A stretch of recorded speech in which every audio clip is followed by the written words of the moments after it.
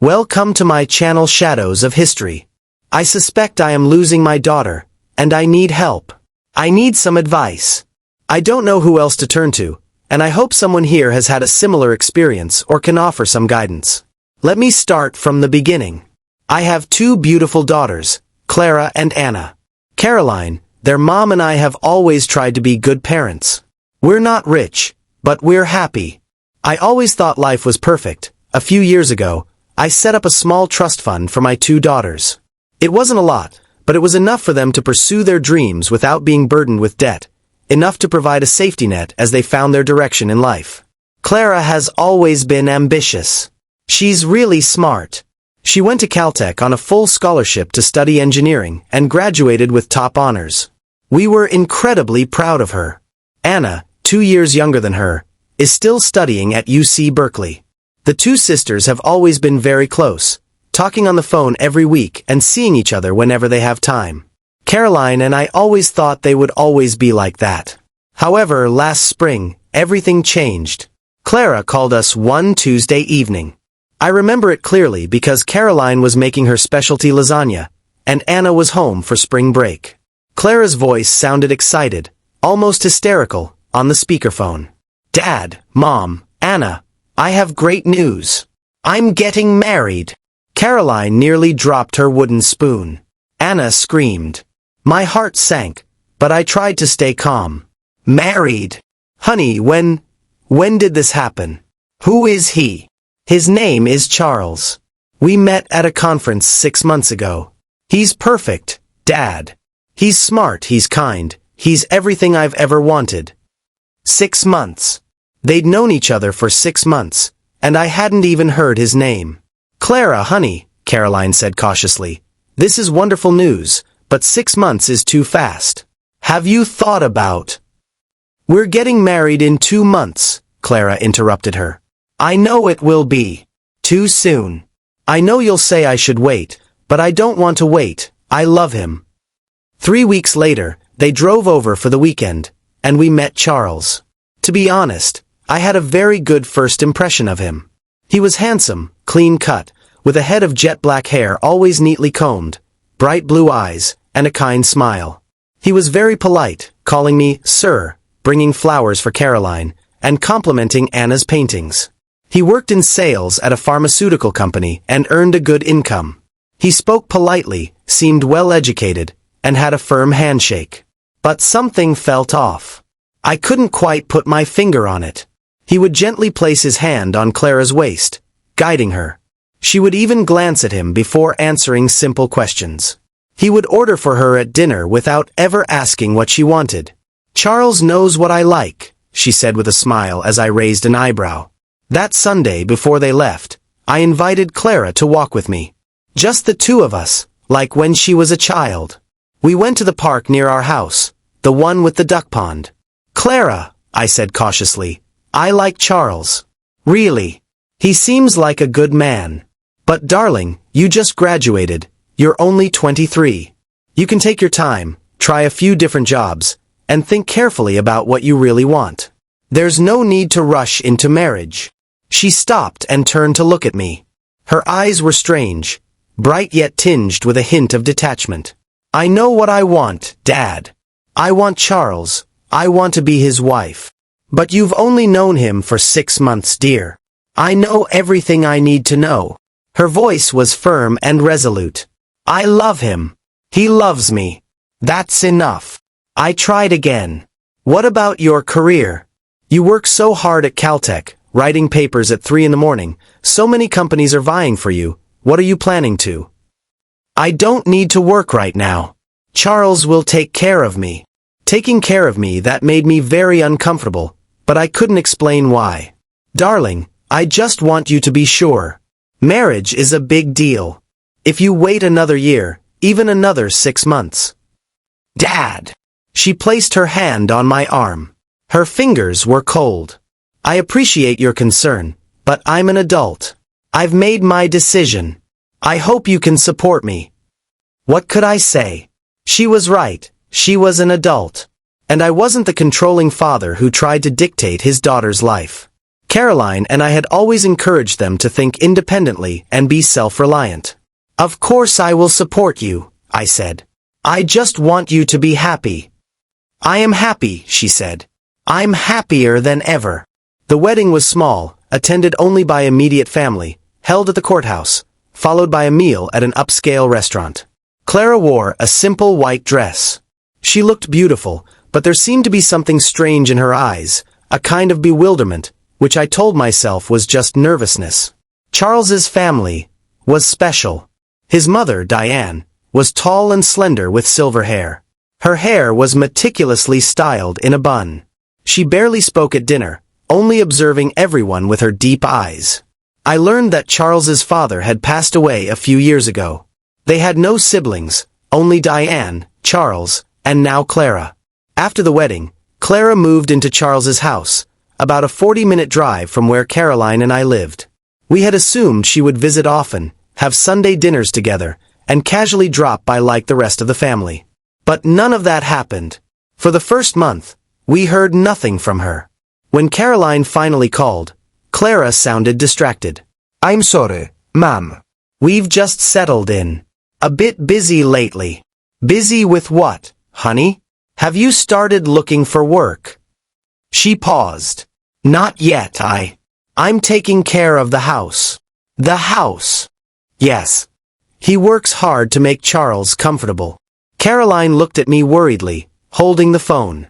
"Honey, maybe you could come over this weekend? Anna's home for vacation. We can have a girls' day like before." Another silence. This time it was longer. "I have to ask Charles." "Ask Charles." "The problem is, my daughter, when she is 19, wanted to go to Europe.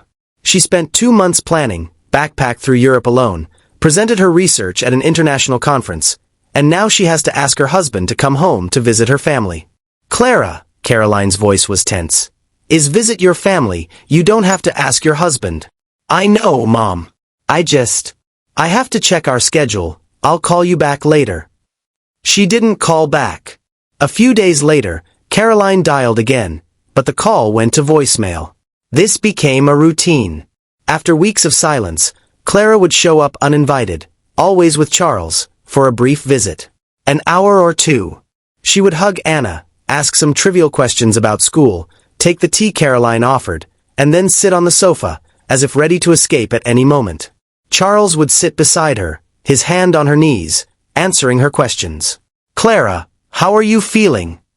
Caroline would ask. Charles would reply, "She's fine. She's adjusting well to married life. Have you thought about your future career plans?" Charles would add, "We're not thinking about that right now. She's enjoying being at home." Clara would just nod, a slight smile on her face, but her eyes would drift into the distance. Anna began to notice this too. After one visit, she pulled me aside, looking worried. "Dad, something's wrong with Clara. She's not here anymore. You saw her just sitting there. Did Charles speak up for her?" "I know, honey. I'm worried about her too. Have you talked to her?" "I tried. She said she's happy." "She doesn't seem happy. She seems empty." About 6 weeks after the wedding, Caroline suggested we go on a family trip. We were going to Disneyland, just like the children did when they were little. This used to be our tradition. Every summer, a trip to Disneyland, riding roller coasters until we were dizzy, eating churros, and watching fireworks. Caroline told Clara about the idea, and I listened in on the extension. "Disneyland." Clara's voice was flat. "I don't know, Mom. That would be so much fun. Remember how much you used to love ice cream? We could go together. You, me, Dad, Anna, and of course Charles." Actually, Clara's voice trailed off. "Could it just be the girls? Like before? You, me, and Anna." Caroline's face lit up with a smile. "Of course. That would be wonderful, honey. A girls' weekend." But then we heard a voice in the background. It was Charles. We couldn't make out what he was saying, but his tone was harsh. When Clara answered the phone again, her tone had changed. "Actually, Mom, Charles doesn't want to go. If Charles can't come, I don't think I can go either. But Clara, that would be. I don't want to be without him. We do so many things together now. That's the meaning of marriage. Caroline tried to gently persuade her, but Clara remained unmoved. Finally, Clara made up some excuses. Charles was very busy with work, maybe next time. She had to check his schedule. In the end, we didn't go. The days passed incredibly slowly. October, November, December. We only saw Clara 3 times. 3 times in 3 months. Each time was the same, brief and superficial. Charles was always present, and Clara was always distant. Then Easter arrived. Charles's mother, Diane, invited us to her house for Easter dinner. It was a 40-minute drive to her house, a large old Victorian house in the suburbs. The yard was spotless. Diane greeted us at the door. She had prepared a sumptuous dinner. Ham, potatoes, 3 kinds of vegetables, fresh bread, and homemade pies. The dining room was formally furnished, with a long mahogany table and high-backed chairs. Charles and Clara arrived shortly after us. Clara hugged Anna, gave Caroline and me a perfunctory kiss on the cheek, and then immediately went to Charles. We all gathered in the dining room. Diana sat at the head of the table. Charles sat to her right, and I assumed Clara would sit next to him. But she didn't. She stood behind Charles's chair.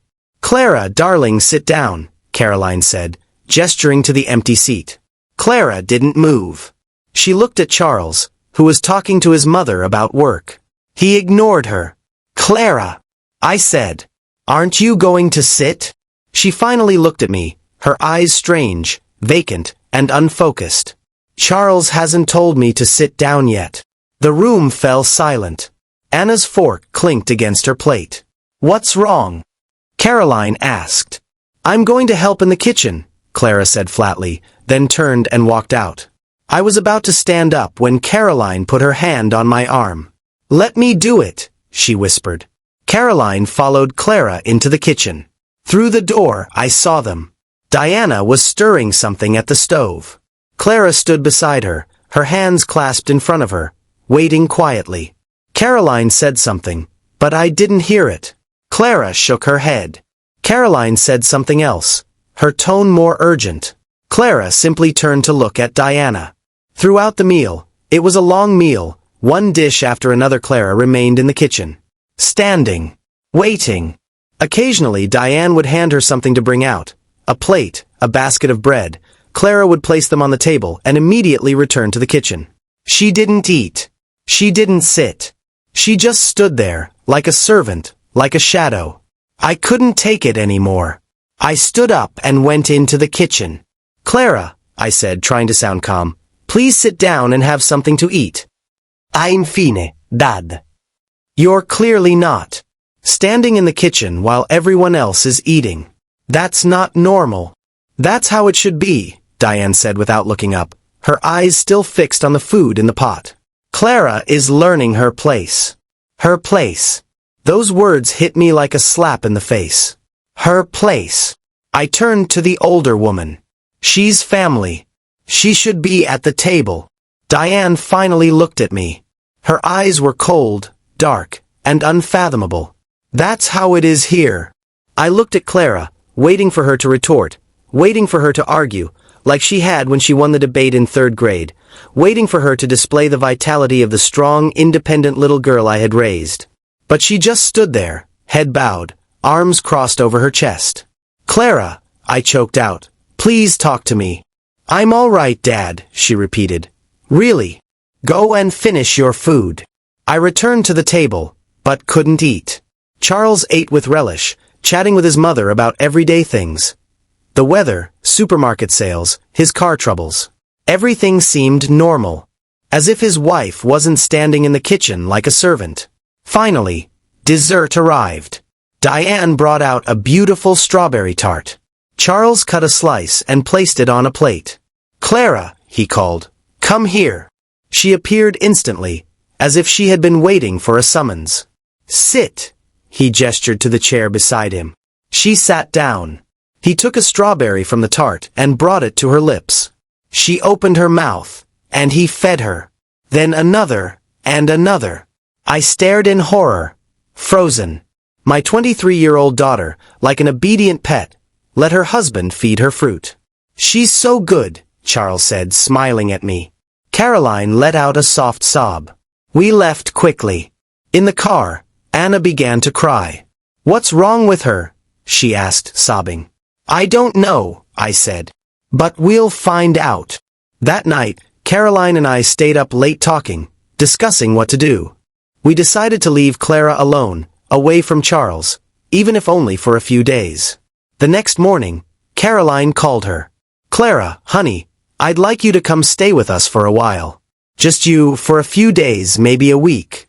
We can talk and spend time together. I miss you. A long silence. Then, okay. Okay. Caroline's voice was full of hope. Really? Yes. I'll come on Friday. Can't Charles come? Another silence. Charles can't come. Friday arrived. Clara drove over earlier that afternoon. She brought a small overnight bag. When she hugged me, I felt she was very thin, excessively thin. Yes. That. Hi, baby girl. It's so good to have you here. The first day went almost as usual. Clara sat with us in the living room, answering our various questions about the house and her daily life. She was quiet and absent-minded, but she was definitely there. That evening, the three of us, Caroline, Clara, and I watched a movie together. Anna had gone back to university. Clara fell asleep on the sofa, her head resting on Caroline's shoulder. Caroline gently stroked her hair, silently shedding tears. The next morning, Clara came downstairs for breakfast. She looked tired, with heavy dark circles under her eyes. Did you sleep well, baby? Caroline asked. I slept very well, Clara said, but her voice was uncertain. We ate breakfast together, a plate full of Clara's favorite strawberries with yogurt. She ate slowly, mechanically, as if absent-minded. After breakfast, Caroline suggested I drive them to shopping mall, to get their nails done, and maybe to a movie, like the kind of mother-daughter time they used to spend together. Clara agreed. As we were getting ready to leave, I noticed Clara stopped. She stood in the middle of the living room, purse in one hand, car keys in the other, motionless. Clara! I said. Ready. She didn't answer. She just stared straight ahead, unblinking. Clara! Caroline asked urgently. Honey, what's wrong? No response. Caroline went to her and put her hand on Clara's arm. Clara, tell me what's wrong? Clara's lips moved, but at first no sound came out. Then, almost in a whisper, she said, I need Charles. What? I need Charles. Her voice was louder and more urgent. I need to go home. I need Charles. Honey, are you? But Clara pulled away from Caroline's touch and started walking towards the door. Her movements were strange, stiff, mechanical, like a puppet. Clara, wait. I stepped forward and blocked the doorway. Tell us. Tell us what happened. She looked at me, but it felt like she couldn't see through me. I need to go home. I need Charles. Please. I'll take you, I said. Let me. I have to go. Now. Her voice rose higher and higher, filled with terror. I need Charles. I need Charles. I need. She began to tremble. Caroline cried. I didn't know what to do. Okay, I said. Okay, I'll drive you. Calm down, I'll take you home. She stopped trembling immediately. Clara's expression became blank again. Thank you, she said, and then walked to my car. The drive to Clara's house was silent. She sat in the passenger seat, staring straight ahead, her hands clasped on her knees. I tried to talk to her, asked her questions, pleaded with her to tell me what had happened, but she didn't respond. It was as if she couldn't hear me. When we pulled into the driveway, Charles was already at the door. How did he know? We hadn't called. Before I could even park the car, Clara got out. She went straight to Charles, who put his arm around her shoulder and led her inside. I followed behind her, my heart pounding. The house was spotless, excessively clean, even a little cold. The furniture, though expensive, didn't look comfortable. There were no photos on the walls, no personal decorations. It felt more like an exhibition hall than a home. Charles led Clara to the kitchen and had her sit at the table. I stood in the doorway, watching it all. He took a bowl from the cupboard. It was already filled with chicken soup, as if he had prepared it beforehand, and then sat down next to her. He scooped a spoonful of soup, blew on it to cool it, and then brought it to her lips. "Open your mouth," he said softly. She opened her mouth. He fed her soup spoonful by spoonful, and I watched her change with each swallow. The tension in her shoulders disappeared, and color returned to her face. Her previously frantic and dazed eyes calmed down. After she finished her meal, a smile appeared on her face. "Feeling better?" Charles asked. "Much better," she replied. He kissed her forehead. "Darling, you need to eat regularly. You know you can't skip meals." "I know." I'm sorry. "It's okay." He stroked her hair. "You're home now." Then he looked at me standing in the doorway. His smile was kind, but his eyes were firm. "She gets anxious if she doesn't eat," he said. "Low blood sugar. The doctor said she has to maintain a regular schedule." "Which doctor?" I asked. "Clara, when did you see the doctor?" But she didn't answer. She leaned against Charles, her eyes half closed, looking utterly exhausted. "I think you should go," Charles said. "Clara needs to rest. I want to talk to my daughter. She's tired. Come back tomorrow." "Charles," I said, his voice hardened. "You should go." I wanted to refuse. I really wanted to grab Clara and drag her out of the house. But she looked at me with empty eyes and said, "It's okay, Dad. I'm fine now. You can go." So I left. What else could I do? That was 2 weeks ago. Since then, I've tried what I could think of. I've called Clara dozens of times, most of which went to voicemail. When she answered, she sounded fine. Even happy. She said she was fine, that Charles was taking good care of her, and that I was worrying unnecessarily. I've tried talking to the police. They said no crime had occurred. Clara is an adult. She has the right to choose the relationship she wants. Unless she reports the abuse, and unless there is evidence of a crime, there's nothing they can do. Can anyone help? What could I do?